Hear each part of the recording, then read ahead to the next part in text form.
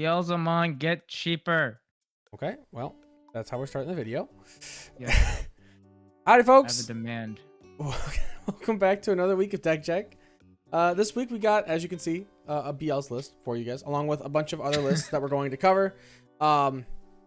Before we jump into the meat and potatoes of it all, though, I want to say a quick shout out to all of our members. Thank you guys so much for supporting us on the channel. We appreciate you very, very much. If anyone who watches this video when it goes public, that are becoming a member, you get early access to this content along with our deck profiles as well, and you get to vote on what deck profiles we do every week. But if you don't want to, that's totally fine too. But maybe consider subscribing, sticking around, hitting the like button if you enjoy this content, these videos. Maybe go check out our other videos like our our match play commentary, our deck profiles. We have Gundam videos as well if that's something you're getting into or something of the likes, of course. But I think that's all the little entry stuff. It's me and Ben. Hi, Ben. Hello. Yep. We're back. It's The us. duo is back. Oh. Sorry, that was for private times. I forgot we were recording for a second. Anyways, so kicking things off, first list we have is a Beelzemon list that was run by Craig in the USA. Got second place at a store regional, went 4-1, which is pretty sick. It's pretty freaking cool, man. And this is a very neat list. This is actually a really, really cool list, and I am instantly interested in trying this list, as I was saying just before we hit the record button, and then realized I should probably talk about this during the recording. So looking at this list, I'm sure people will already kind of see some of the neat stuff. And Craig, props to you for coming up with this. If you see this video, just full shout out to you, man. This is a sick idea. I like this a lot. Chef's kiss. What? You okay? Chef's kiss. Chef's kiss. Yeah. Okay, we get there. So as you can see, we're running just a lot of Impmons for low end, and then Beelzemons and the single Beelstar. We are running no level 4s, no level 5s. We are purely just focused on the warp here. And that's because we're running like 24 options. Let's see, 4, 8, 12, 16, 20, 21, 22, 20. Oh, actually, it actually is 24. I just kind of ripped that. I didn't actually count. I'm smart. Sorry. Anyways, but yeah, so this is really cool. This is really, really cool. So we're running the old ST6 Pogomon, who just Ondulation Trash, top 2 cards of our deck, which makes sense because we're basically just focused on running Impmons that are just gonna pretty much be cannon fodder for early chip and to put cards in there in the first place. So we'll use them just to kind of help cycle and Evo, just show some aggression and do some fun stuff like that. I have to wonder if in this variant of the deck, Ukomon actually might have some gas here. For just kind of keeping that door revolving. Sure. Potentially there, just as a just thought. like finding your pieces as well. Yeah, Ukomon might actually Granted, be with the options you run, it would kind of be but it's definitely the tempo wise is pretty good. Well, I mean, you're always gonna hatch a purple egg whenever you push up Uko, right? So you'll be able to keep your stuff. I guess you're gonna bottom deck the options, but you should be able to draw enough options that you should be fine. You cycle. Yeah, but maybe Craig tested it and it just felt worse, so who knows. But regardless, it's really cool. Just we have of course like the 1-of EX2 imp. We have our 4 of the brand new EX10 imp, which this card is just insane. 4 of the old BT2 imp as well, which just makes a lot of sense. When paired with the Pogomon, you're gonna mill 5 cards off your deck just off them being deleted. 2 starter deck imp, which makes sense. Like you don't need that many of this guy. You'll mill your deck pretty fast, and as long as you find one of them, you're in a pretty good spot. And you also don't need to rely on his warp as much anymore because of Beelzemon Ace, which we're running 4 of in this deck, which again makes sense because we're just focused on just warping. So having 4 of the guy that warps is a pretty good idea. 1 imp X probably just for getting that occasional option card trash and just grabbing back certain pieces. 3 of the BT6 imp, which I imagine is just good for helping net back certain Beelzemons from trash if we need them. And then just kind of our Beelzemon roster, right? We have 3 EX2 BLs, which just helps us spit out more Impmons for more Impmon rushing shenanigans. Beelze Ace is just like, he's your new boss monster. As much as it's a bummer that I still hate this whole idea of Ace boss monsters being like the main boss monster in a deck, but Beelze Ace is enough removal that it makes him pretty worth it, and he can be very impactful to a game state. So his overflow cost isn't the worst thing, and he hits like a truck. He's really, really good. He's very, very strong. 2 Beelze X, 1 blast mode, so pretty standard there for those ratios actually, as a, that's pretty much what normal BLs does anyways. because you don't need that many of these guys. You just need to see like usually just one of each of them in the game, and you're good to go. And you're milling your cards so fast and grabbing pieces back from trash, you should be fine. And then one of the old ST Beelzes, which is really, really cool. It makes sense with this idea of the build, because we are running everything that is just going to mill and gain us memory, or just put more cards in the trash for a very, very cheap cost, right? We have Darkness Wave, which will mill 3. We have Dark Wings Delusion, which will mill 3. What'd you say? You mean Beelstar? What did I say? The Beelze. Oh, well, Beelstar. Yeah. Anyways, Beelstar is who we're going to play. But Darkness Wave, Dark Wings Delusion. Cards help us put more stuff in the trash. Miss Memory Boost as well. Also does the same. Bond of True Love does the same. Like, everything we have will help us put cards in trash, and then we have means of getting memory and stuff like that for funsies. And then also the security to activate their main effect. So you might be able to like even like steal turn off of like milling like a Corona or a Death Slinger or something like that, right? Which is really, really neat. But yeah, so you know, she's a good closer with being able to play her for potentially like 5 or 1, ideally 1. I don't think you want to play her for 5, but playing her for 1, you know, milling some more cards, spitting out an Impmon gaining rush, and then being able to swing and warp if you're ST Imp or any Imp, then just evoing into BL's Ace and having rush to kind of just go for game or do some aggression is really, really cool. But yeah, you know, it's a very neat idea of the deck. Just focus on the warp and just using option cards just to mill ourselves out as fast as possible for as little memory as possible. Because you can't really stop it, right? Like it kind of just is what it is.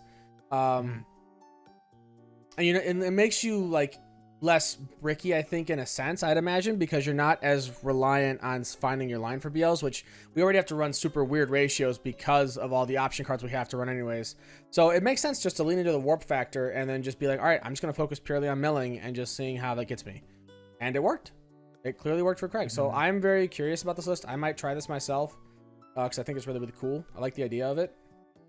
And I think that's enough of me yapping about BLs. It's been way too long. So let's go ahead and jump to the next deck here. No, you're good.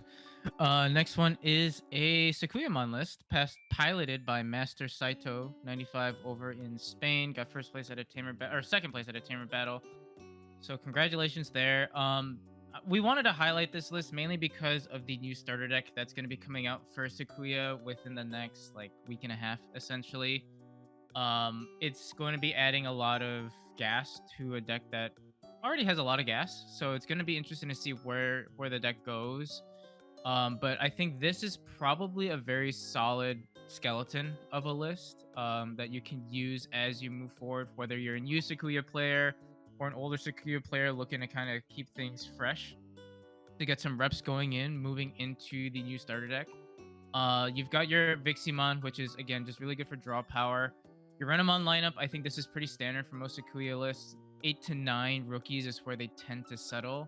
The EX1 Rena is still really, really strong, being able to gain a memory when you, or EX2 Renamon, when you use an option card to gain a memory, essentially. Basically, play cost 2 or more, but essentially that's all your options, right? You gain a memory, making your plays a lot more efficient. The Rena X is nice to be able to just pick up an option card with plugin if you either need it to string along combo plays or you used a lot. It's in the late game, so very good late game rookie. And then the Searcher Renamon is very good. You've got your Cubimon lineup here, running just 5, which always was one of those things that made me super scared with Sakuya. But hey, I mean, it works. Most lists typically run anywhere between like 5 to 7 is like a really high number for level 4s, honestly, for most Sakuya decks.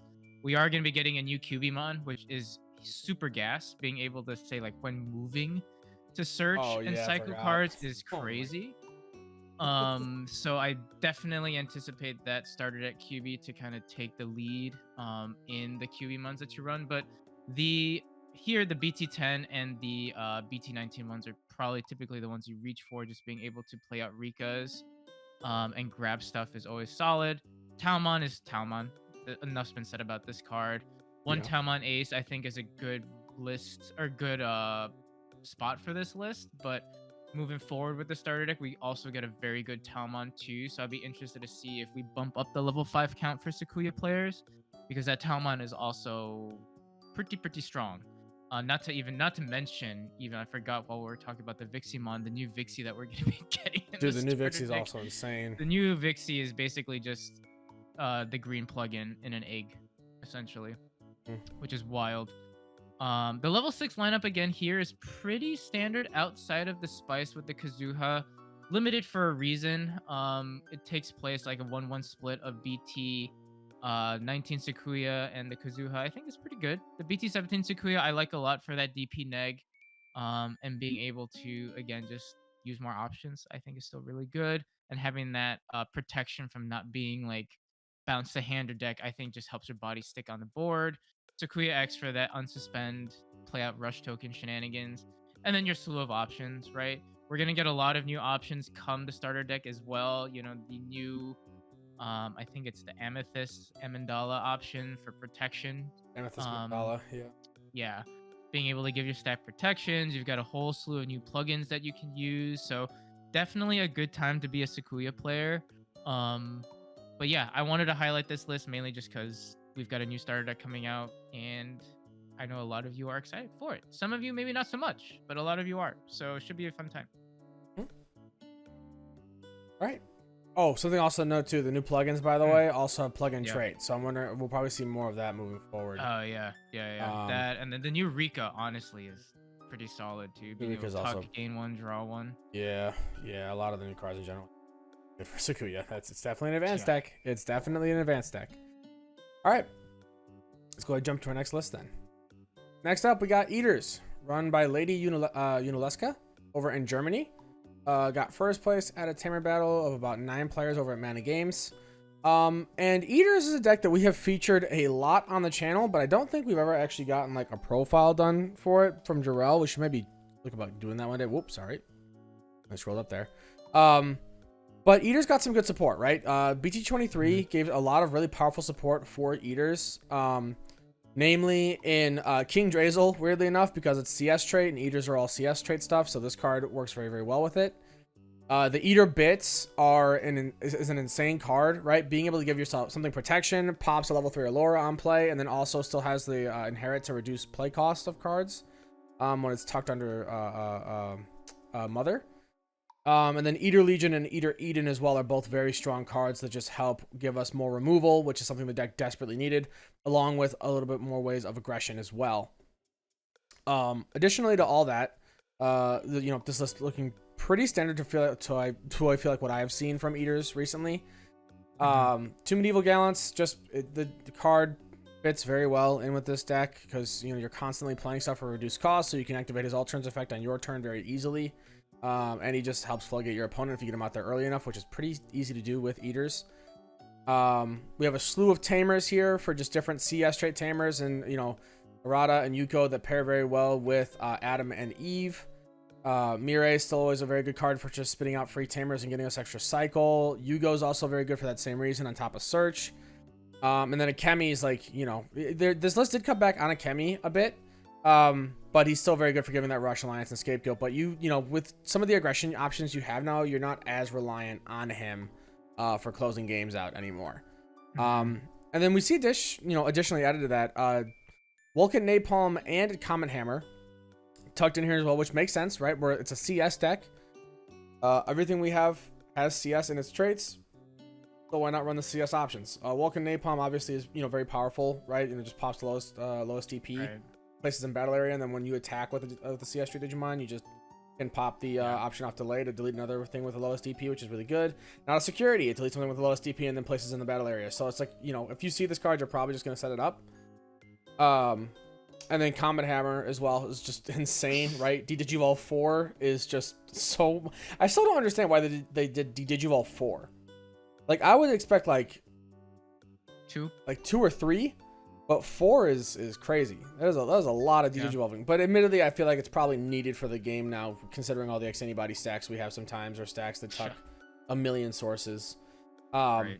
So I guess there's, in its defense there. But, same idea, right? Where something with CS trait attacks can delay pop it to DDG4 something. So it's just cool. It's just cool to see Eaters get a top somewhere. It's definitely a deck that I feel like has a lot of tools and is honestly pretty strong because of how its interaction with like being removed from the board state works and how it can punish things. But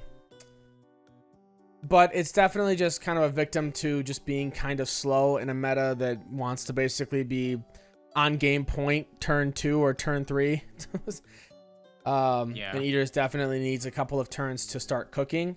And because you have so many Eater options, like Eater like trait Digimon that you want to run in there, you definitely have cut back on species forms, which, you know, hurts your consistency a bit. Like this list is only running 13, which I think is pretty close to standard. I think people run anywhere from like 13 to like 18 is the most I think I've seen in lists recently. Yeah. Not even that. I think 16 is where people have tended to settle more often. And we can already see like there's a lot of space being fought over in this deck. So, you know, I'm really curious to see if people will cook with this more. Eaters definitely feels like a deck where if the meta slows down enough, it could really probably find a place to shine. But that's just a matter of if, you know, we find that scenario, right? Otherwise, I think it'll probably always just be one of those decks where like if you run into it and you don't know how to play against it, you might just lose because it can definitely be rough. But if you know how to play against it and work through it, you'll probably be okay. You know, very much the same sort of thing with like D Reaper. Or if you're playing a purple deck that's just level based deletion, then you kind of just lost the game. Yes. Right. Unless you're an OTK deck, you probably just lost the game. You're not going to be able to do anything about the board state. You're just going to have to sit there and suffer. So, you know, if we get into a purple meta, it also could find some time to shine there. But sure, that's enough of Eaters. Let's go ahead and jump into our last list here. Last list is a aquatic or sea animals list piloted by Polaris over in Thailand. Got first place at a Tamer battle, so congratulations there. I've always enjoyed watching Coop play his Deep Savers iteration of like Fish, and this is more so like the Liberator aquatic version of Fish. Both are scary in their own right because they do a lot of unsuspending, gaining a lot of memory end of attack, and also spitting out a ton of bodies. Here we focus more on Yao and using her Tamer effect to go ahead and tuck cards under your Digimon and then using her to Evo for cheaper cost into your top end, which basically spits out a ton of bodies, while at the same time, while you go up your line, being able to bot deck cards along the way, which we've talked about it before on the channel. It's like sort of Blue's upgraded version of bounce, because now we're just bouncing cards to hand that end up hurting us more than it does helping your own board state. And the way I like to think about Fish too is like it sort of fits in with the wide board mantra of a lot of decks in today's meta.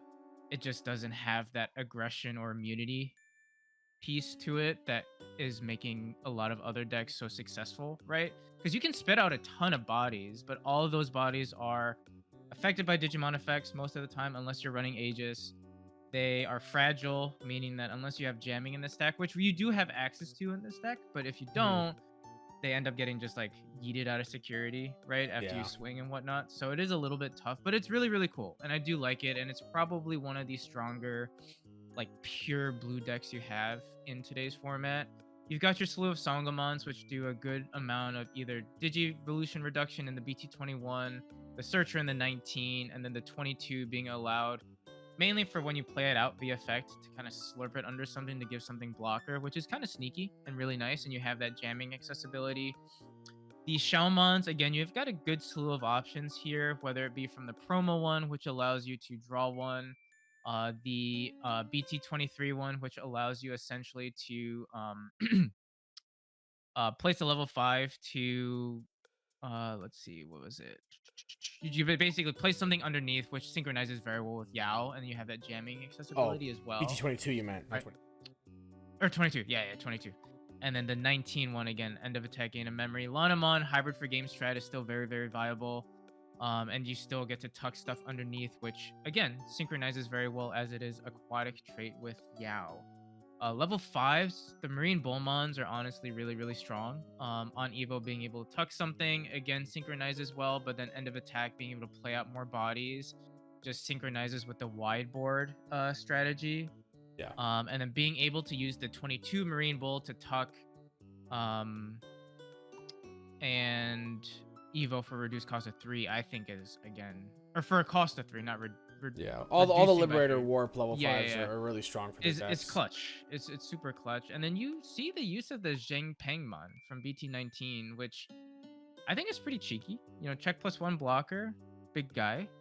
Only drawback is that it evos for a cost of 5, but you do get a decent amount of cost reductions off of your tamers. So could be a cheaper level 6 that is just a big body, has blocker, has check +1. You gain 3 You memory gain the when you evo memory into it. too Yeah. when you place something underneath. So oftentimes you could actually cheat this guy into a free evo if in the right training into it.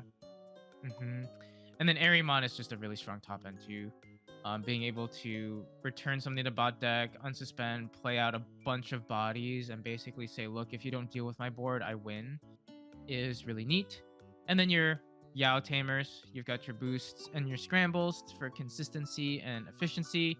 And then the emblem again, just to get Yaos out for free. And then reducing your Evo cost is really, really solid. Honestly, all the emblems for every respective archetype has been extremely good They're and gas. extremely good at keeping these Liberator decks like relevant, if Relevant. not Yeah. strong. And I'm really scared to see what this Zeph emblem is going to be doing along with the new top end in EX11. Yeah. It's going to be an interesting time. But yeah, I mean, I don't want to spend too much time on this list. I think it's really fun. I think if you're looking for a nice, fun blue deck, this is probably the perfect one. So hopefully you guys have fun with it, and congrats again to Polaris. Yeah. All right. Well, that's gonna be all the list we got for you guys this week. Honestly, pretty cool tops. Pretty cool tops. Good picks. Ben picked lists this week. Did a good job. So claps for Ben. Yeah, I know the meta's in sort of a weird state right now. You know, and we've done the same. You know, I'm not gonna go over it a million times, but the same sentiment of like, outside of like the top tier decks, there's a lot of really fun and diverse stuff happening from like 1.5 and down. We're gonna be in this meta for a while, so I'm sure we'll see plenty of people chef up other weird stuff and cook with random things over the course of the next month and a half that we have, basically, until we get BT24, which is Time Stranger, which is already looking pretty good. It's looking pretty sexy. I'm liking the cards I'm seeing so far. But until then, let the chefs be cooking, and hopefully people come up with some cool lists. Again, just thanks to everyone for watching. Hope you enjoyed this content. If you did, please subscribe, stick around, go check out our other content. There's like 52% of you guys that are not subscribed to the channel that are watching our stuff, so you should sub. You're watching the videos, you might as well sub. Do it. I say this every week, and I'll say it again. Subscribe. And hit the notification bell if you want to know when the videos go live. If you don't, that's fine too. And if you enjoyed this video, make sure to leave it a like. Check out other videos, give those some likes as well if you enjoy that content. Or let us know what we can improve on. We're always open to good, healthy, constructive criticism. That's the best form. That's the one that actually helps, instead of just being like, this is bad. That doesn't help. Cool, man. Thanks. Great feedback. All right. Well, I think that's all I've got to say. Ben, you got anything you want to say? No, I've got none. Then, without further ado, we'll see you guys later. And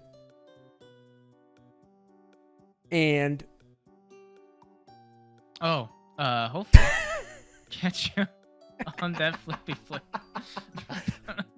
bye.